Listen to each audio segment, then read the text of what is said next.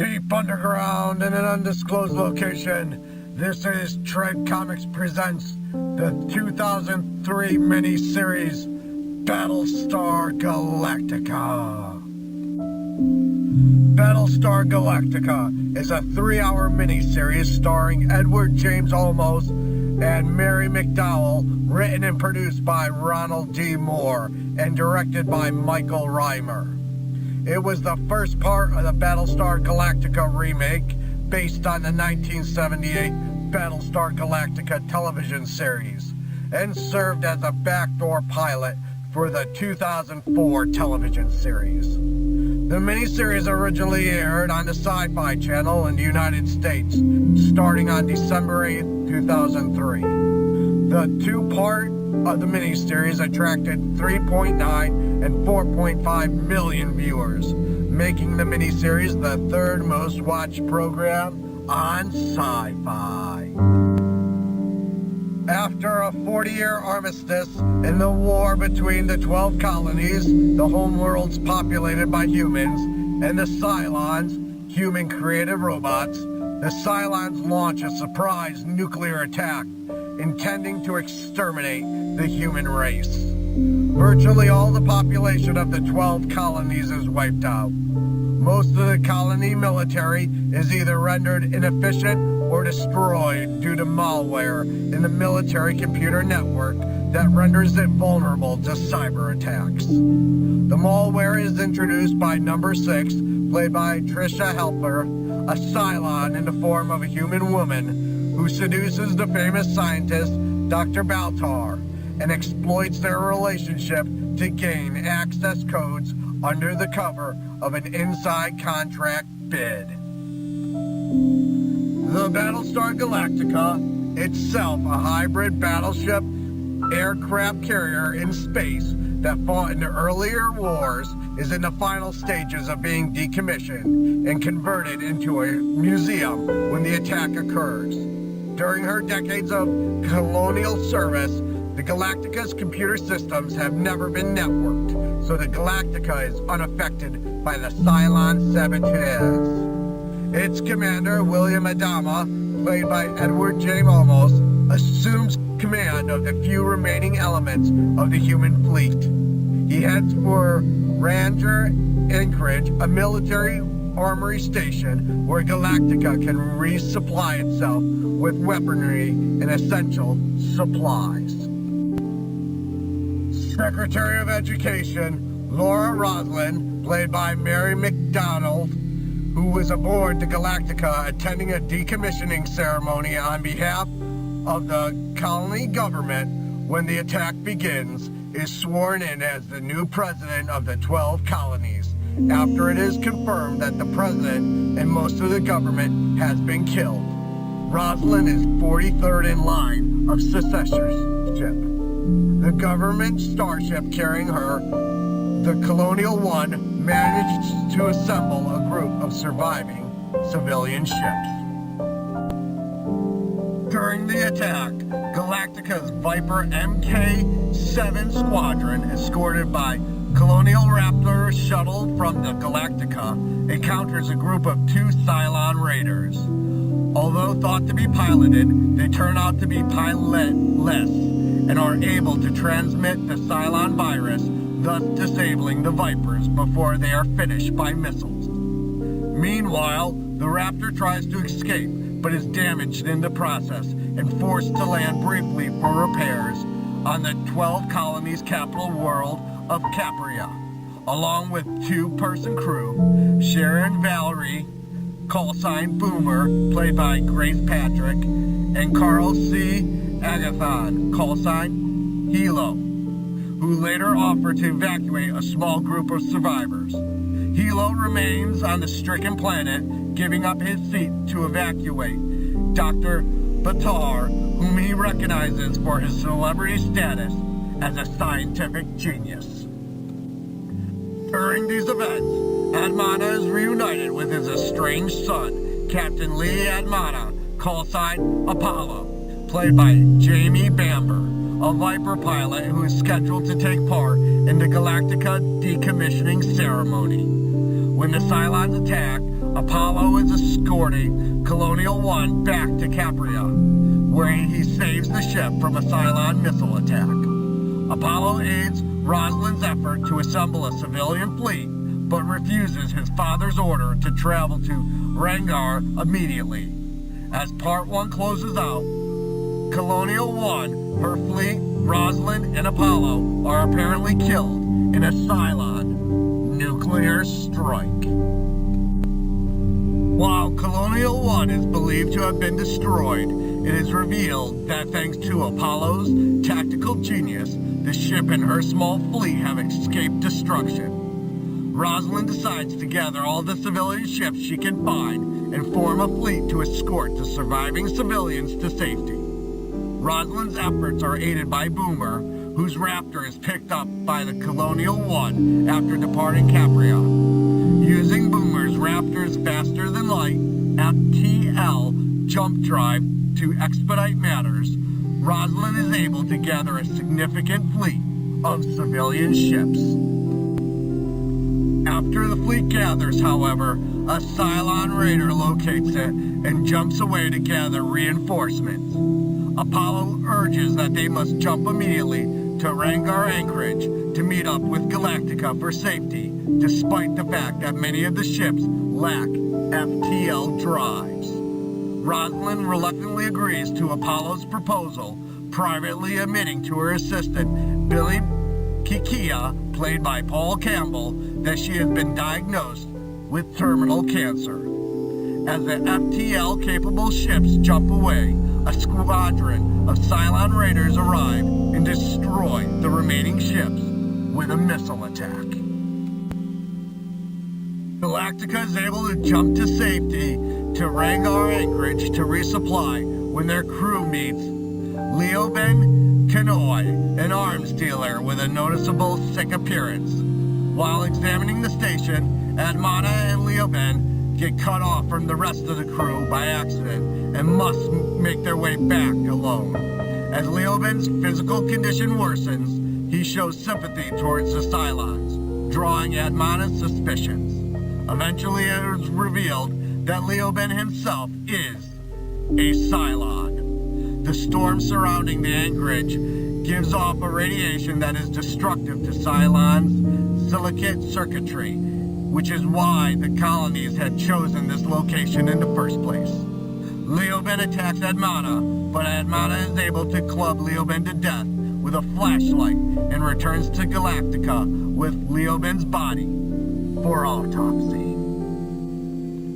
As the civilian fleet joins the Galactica at Rangar, President Rosalind appoints Dr. Baltar, who is not disclosed his subordinating by the Cylons, as one of her scientific advisors to combat the Cylons. Number 6 reveals herself to Baltar in a hallucinatory form while attempting to direct his behavior. She suggests that she may have planted a microchip inside Baltar's brain while he slept, allowing her to transmit her image into his conscious mind. Number 6 draws Baltar's attention to a device in the Combat Information Center, the CIC, that matches one of her corporal counterparts that had been carrying around in her briefcase. Baltar realizes that the device is Cylon, but cannot reveal his knowledge of it without exposing his treasonous actions.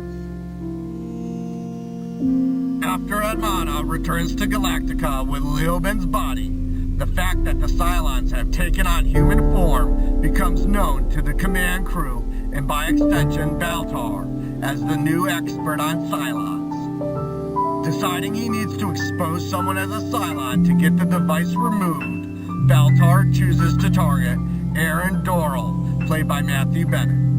Doral is a public relations executive assigned to the planned Galactica Museum who has constantly questioned Rosalind's decisions and leadership. Baltar reasons that Doral is an outsider that has been on Galactica for weeks, has had virtually unlimited access to the CIC, and would have been in a perfect position to plant the device. Baltar has Doral arrested and fakes creating a test that has pointed to Doral being a Cylon. Despite Doral's protests and the fact that he is displaying no symptoms as Leoben did, he is abandoned on Rangar Anchorage with food and water. Baltar also uses the opportunity to bring the device to Executive Officer Colonel Saul Ting, played by Michael Hogan's, attention. It is removed after Anastasia D. Dula, the Galactica's communication officer, determines that it is not a bomb. Running a reconnaissance mission, Viper pilot Cara Thrace, call sign Starbucks, played by Katee Sackhoff, discovers a Cylon fleet waiting outside Rangar for Galactica's fleet. While Admana initially plans to continue the fight and leave the civilians behind on Rangar, Rosalind attempts to convince him that the war is over, that they have lost, and they must run. After learning of the Cylon fleet, Admana finally concludes that Rosalind is right and orders an FTL jump plotted to the Pro-Lamar sector, which is uncharted space. To enable the civilians to escape, Galactica and its Viper fleet engages the Cylon fleet in battle. Despite suffering multiple missile strikes and several Viper losses, Galactica is able to hold off the Cylons long enough for the civilians to escape. During the battle, Apollo's Viper suffers heavy damage, and Starbucks uses a risky maneuver to save his life and board Galactica before the ship can jump away. In the aftermath, a memorial service is held for those lost on Galactica. Noticing the crew's depressed state, Admana reminds them that there is a legendary 13th tribe of Kabul somewhere out there in the universe, and that its 13th tribe settled on a planet called Earth. While Earth is considered a myth, Admana claims to know where it is and promises to lead the fleet to Earth as their new home. Afterwards, Admana is confronted by Rosalind, who knows that he lied. Admana admits this, stating that he did it to give people hope and a reason to continue to live. The two are able to come to an agreement where Rosalind controls the civilian part of the fleet, and Admana is in charge of its military. Admana later finds a note in his quarters stating that, quote-unquote, there are only 12 Cylon models. This is implied to have been left by Baltar, who was told exactly the same thing by Number 6 on Capria. Number 6 tells Baltar that the human race has only been granted a reprieve and states that the Cylons will eventually find and destroy them. Number 6 reminds Baltar that they are very likely other Cylon agents within the fleet waiting to strike. Number 6 reveals that some of these agents might not know they are Cylons at all. Instead, these Cylons will be sleeper agents, programmed to believe they are human until they are activated to carry out their mission. After the human fleet leaves, the Cylons board Rangar Anchorage, where a visibly ill Doral remains. The arriving Cylons include several copies of Leoben in Number 6 and a second copy of Doral as well, confirming his identity as a Cylon.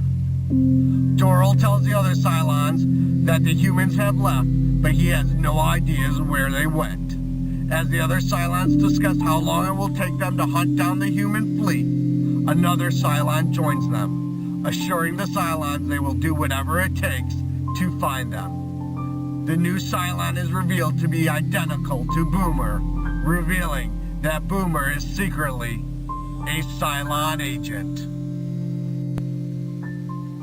None of the previous attempts to remake or continue the story of Battlestar Galactica by Tom DeSanto, Bryan Singer, and the original series star Richard Hatch were successful.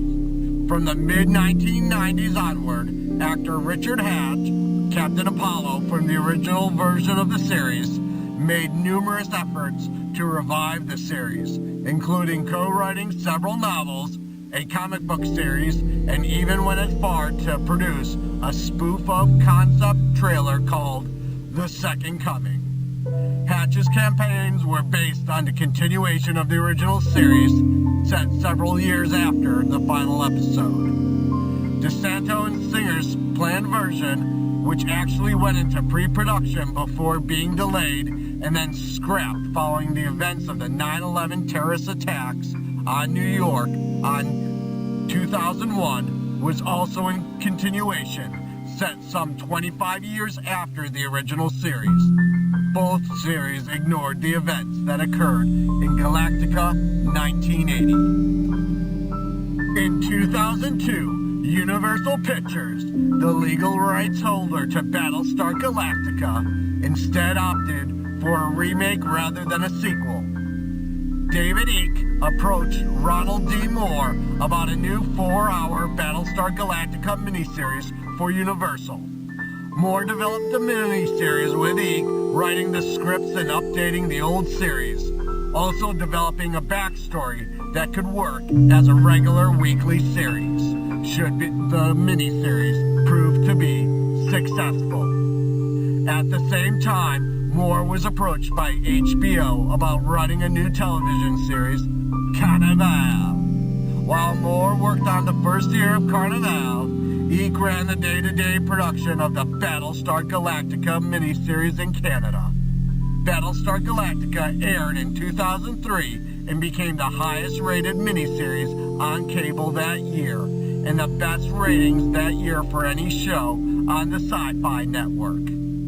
After Carnival reached its end of its first season, and the Sci Fi Channel ordered a 13-episode weekly series of Battlestar Galactica, Moore left Carnival to assume a full-time executive producer role on Battlestar Galactica.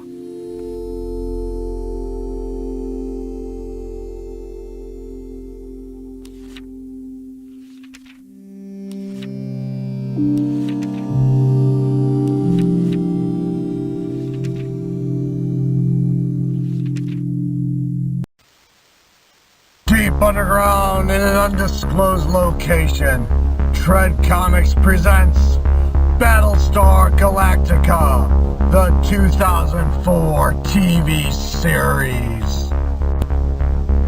Battlestar Galactica, or BSG as it's known in fandom, is an American military science fiction television series and part of the Battlestar Galactica franchise. The show was developed by Ronald D. Moore and executive produced by Moore and David Eick as a reimagining of the 1978 Battlestar Galactica television series created by Glen A. Larson. The pilot for this series first aired as a 3-hour miniseries in December of 2003 on the Sci-Fi Channel, which was then followed by 4 regular seasons, ending its run on March 20th, 2009. The cast includes Edward James Olmos, Mary McDowell, Katee Sackhoff, Jamie Bamber, James Callis, Tricia Helfer, and Grace Park.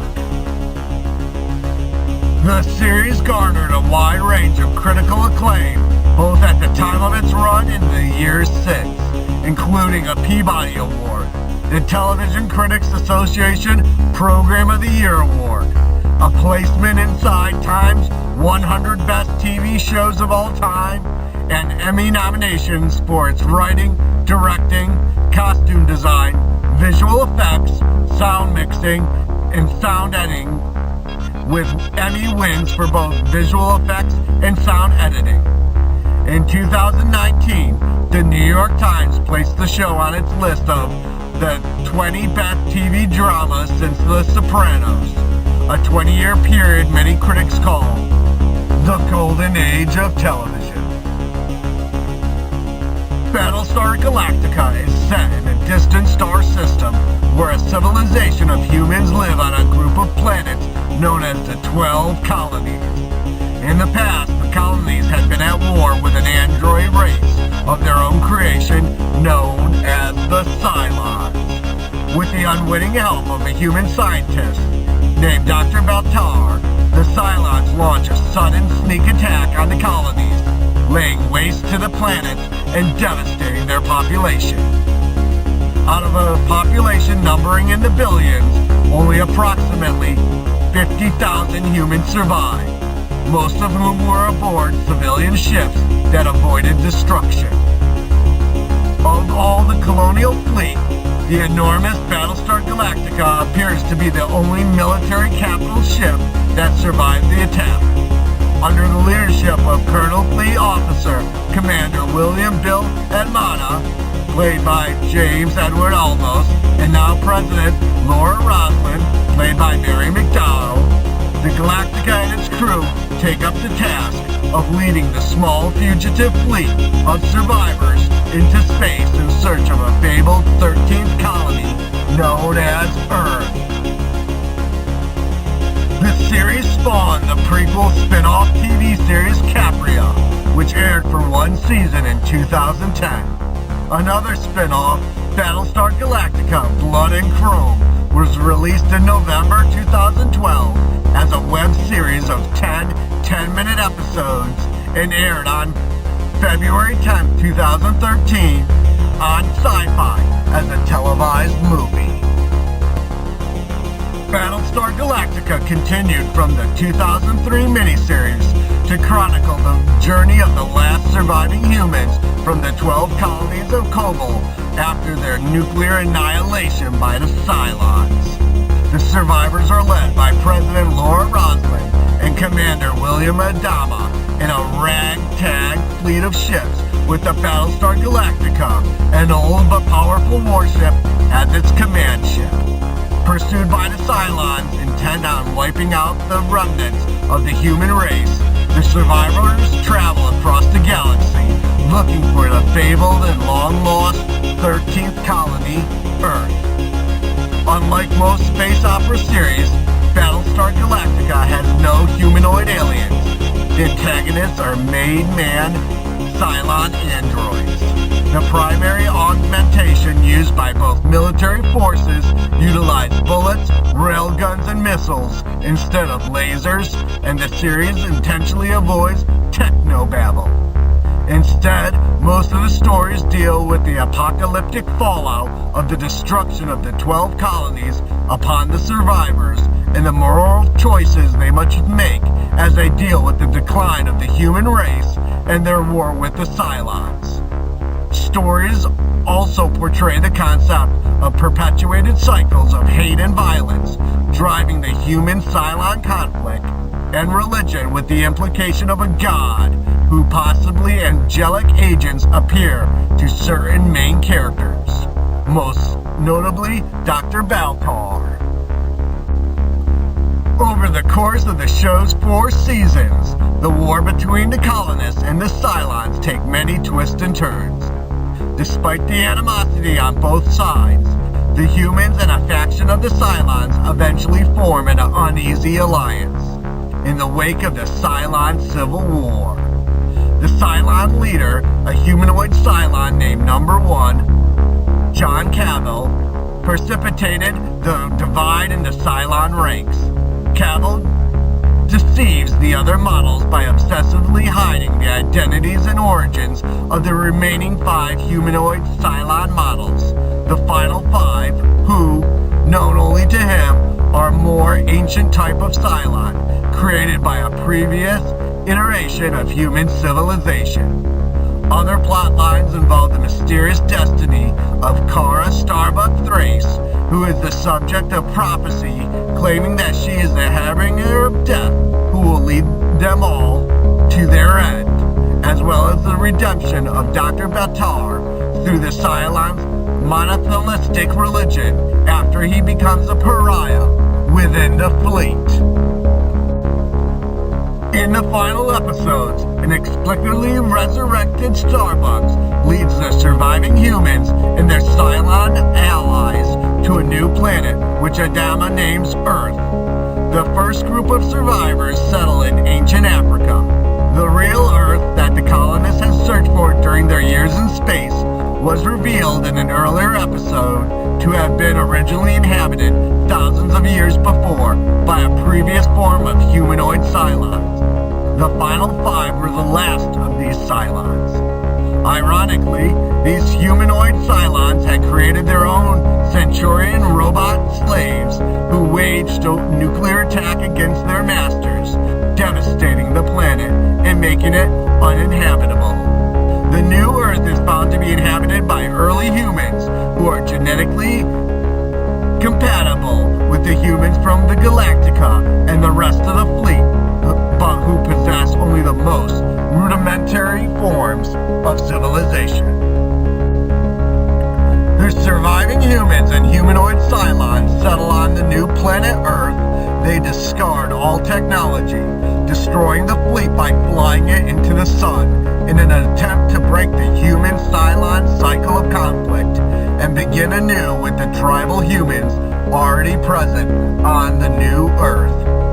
The surviving Cylon Centurions are given possession of the remaining Cylon base star and proceed to jump away from Earth. In the final scenes, modern-day Earth humans are shown to be the descendants of the colonists, their humanoid Cylon allies, and the early humans themselves.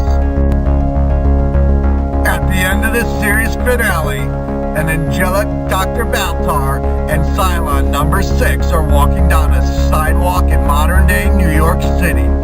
They are unseen and unheard by the people around them. As the two walk, they notice technological advanced robots, computers, and other cybernetic devices, and they talk about the technological advancements the humans have made since the colonists and humanoid Cylons first arrived to this Earth over 150,000 years earlier. Cylon number 6 and Dr. Baltar have an exchange over one of the ongoing themes from this series. All of this has happened before, but the question remains, does this all have to happen again?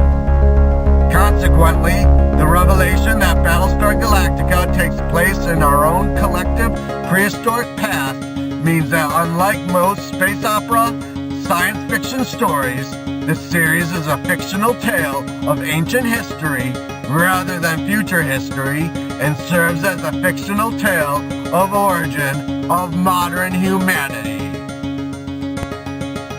On April 27, 2006, the Sci-Fi Channel announced that a prequel spin-off of Battlestar Galactica was in development. Capria takes place more than 50 years before the main series, before the original Cylon War, and chronicles the Admana family and Caprian society, as well as shows the advancement of technology leading to the Cylon Revolution. On March 18, 2008, Ronald Moore, the head writer, confirmed that Capria would be, in fact, produced beginning with a 2-hour backdoor pilot. On December 2nd, 2008, Syfy announced that it had approved the full series.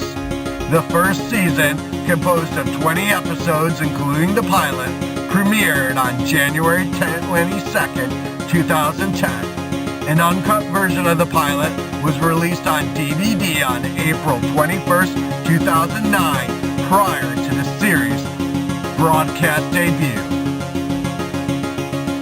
On July 24th of 2009, Edward James Olmos suggests that the plan was not to be the last Battlestar Galactica movie, saying that he had written a script involving the Galactica characters in which a crisis occurs at some point after their arrival on Earth. On March 15, 2010, Sci-Fi executive Mark Stern said that Sci-Fi was working with Ronald Moore to develop a second spin-off of Battlestar Galactica, which would mark a return to the franchise space opera roots and not necessarily be a traditional series. On July 27, 2010, it was revealed that the series would be called Blood and Chrome, featuring William Adama during the first Cylon War and written by Michael Taylor. The series was distributed as a 10-episode online series on McDonnell.com starting November 9, 2012 and aired as a televised movie on February 10, 2013 on the Sci Fi Channel.